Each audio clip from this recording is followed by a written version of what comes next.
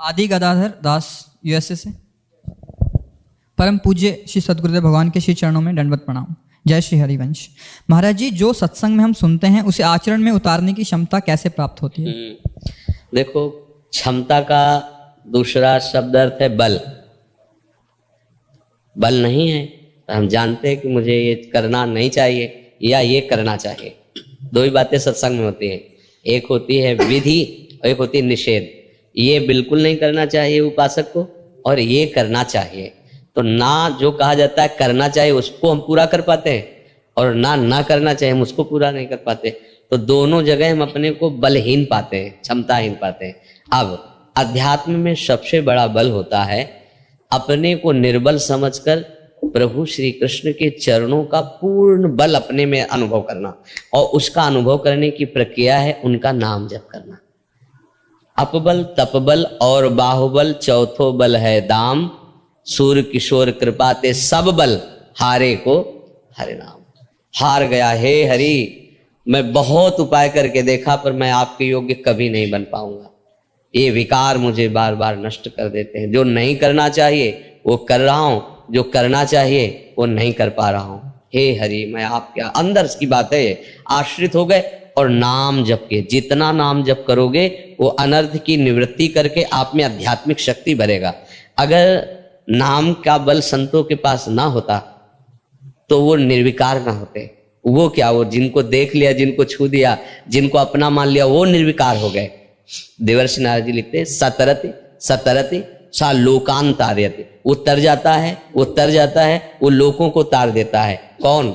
जो तदर्पिता अखिलाचारिता तद्विस्मरणेन परम व्याकुलते थे, जिसने समस्त अपने आचरण श्री कृष्ण अनुकूल लेन प्रभु के अनुकूल करके उनको समर्पित कर दिया और एक क्षण के लिए भी उनका भजन नहीं छोड़ता।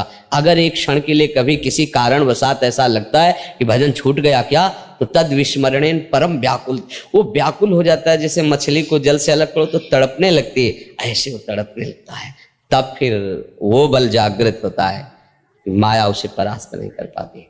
स्वाभाविक वो समस्त भगवत सद्गुणों से युक्त हो जाता है। शरणागत और नाम जपक दोनों होने ही चाहिए, क्योंकि अगर शरणागत नहीं हो तो दैन्य भाव नहीं आएगा, अहम बना रहेगा। और अहम से युक्त होकर नाम जप करने पर स्वाद नहीं मिलेगा, बल का अनुभव नहीं होगा, क्योंकि अहम बल है। भागवतिक बल का उसी को अनुभव होता है जो अहम बल शून्य होता है। मेरे बल सी वृंदावन रानी। देखो उपासकों ने, रसिक जनों ने क्या कहा, मेरे बल सी वृंदावन रानी। कैसी वृंदावन रानी? बोले जाहि निरंतर सेवत मोहन बन विनोद सुखदानी, मेरे बल सी वृंदावन रानी। जिनकी चरण कृपाते पाई कुंज केली रससानी, जैसे रूप लाल हित हाथ बिकानी, निधि पाई मन मानी, मेरे बल सी वृंदावन। मेरे बल हैं कौन? न भजन बल, न तपस्या बल, न साधना बल, न व्रत बल, न नियम बल, कोई और बल का स्मरण नहीं। मेरे बल श्री वृंदावन, श्री किशोरी जी के चरणारविंद हमारे बल हैं, उनका आश्रय और उनका नाम। बस ये दो बात अगर जीवन में पकड़ ली जाए तो वो समस्त विकारों पर विजय प्राप्त करके प्रभु को प्राप्त कर लेगा। आज तक के समस्त महात्माओं के जीवन में खास दो ये बातें रही, भगवान के चरणों की अनन्यता और निरंतर भजन। ये दो बात पकड़ ले, इन दो बातों से सहज में माया से मुक्त हुआ जा सकता है। और सबसे कठिन यही दो बातें, अहंकार पूर्ण भगवान की शरण नहीं होने देता, कहीं ना कहीं कुछ ना कुछ वो क्यों में लगाकर प्रभु से अलगाव बनाए रखता है, और दुनिया का चिंतन, प्रपंच का चिंतन, निरंतर भजन नहीं होने देता।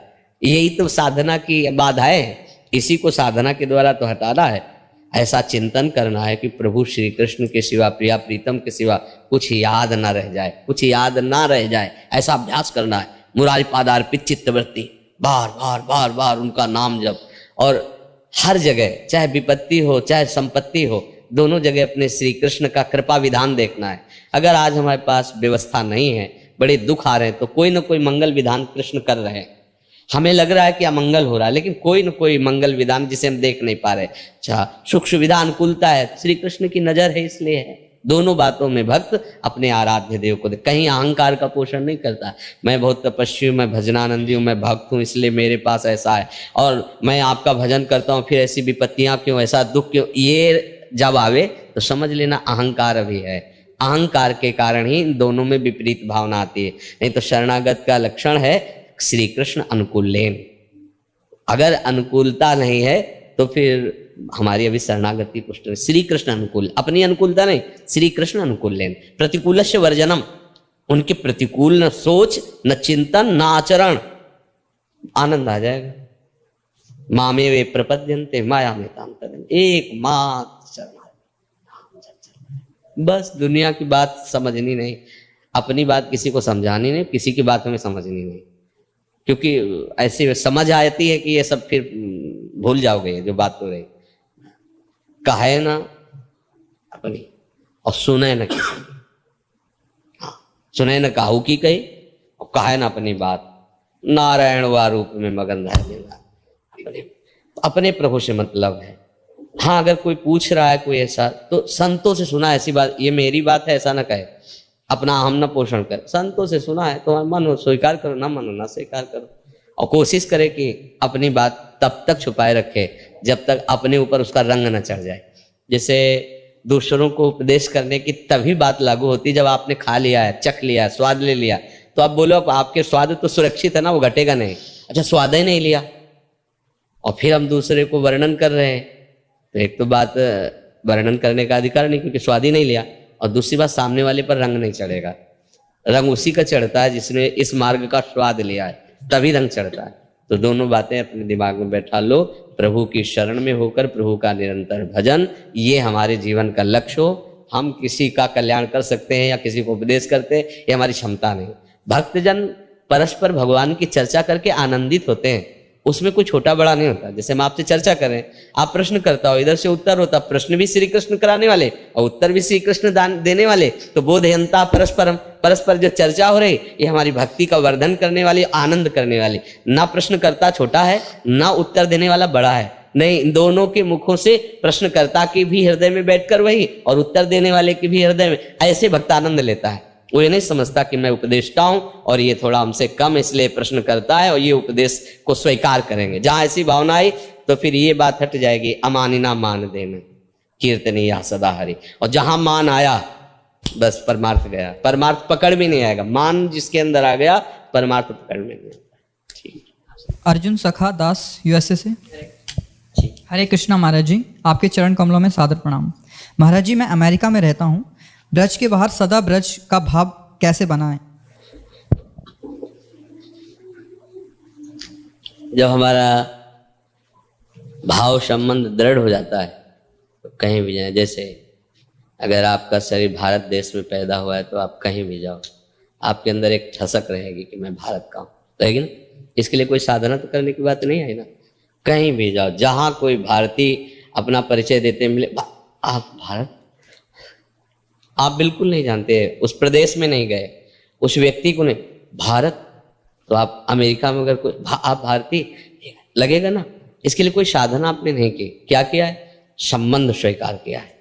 हम भारत देश में जन्म हुआ, हम भारतीय हैं, ये संबंध स्वीकार।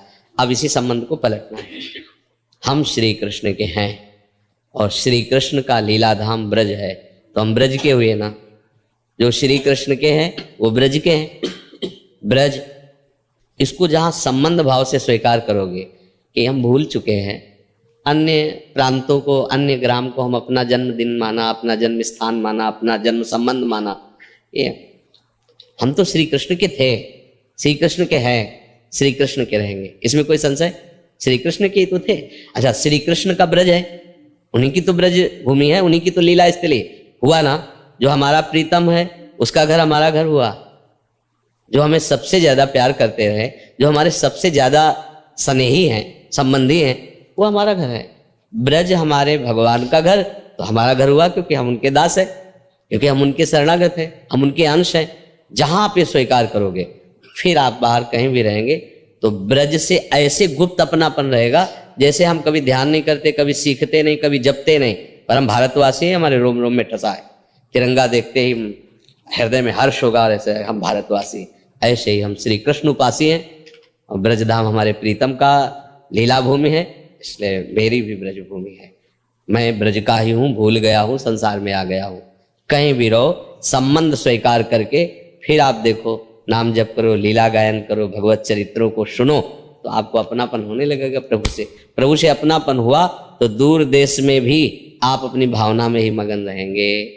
और अगर भावना ना बने तो यहाँ ब्रज में रहते हुए भी आप भाव रहित रहेंगे, फिर क्या हाथ लगा। सारा खेल तो भाव का है ना।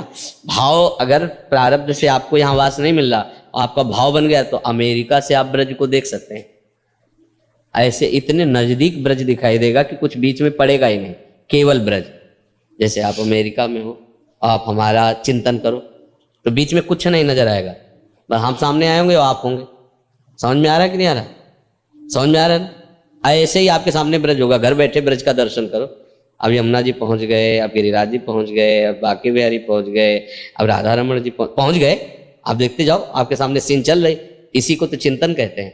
धीरे धीरे चिदानंद में चिंतन होने लगेगा, महात्मा हो गए, भगवत लीलाओं में प्रवेश हो गया। ये संबंध से होता है, स्वीकृति से होता है। तो खूब नाम जप करो, लीला गायन करो, और ये संबंध हृदय से स्वीकार करो, मैं प्रभु का हूं। तो प्रभु के धाम नाम रूप लीला सब हमारे हुए, हमारे प्राण प्रिय वस्तु, हमारा परम धन ये ब्रज धाम है। ब्रजेंद्र नंदन की लीलाएं हैं, उनका नाम है, उनके गुण हैं, इसी से अपनापन हो।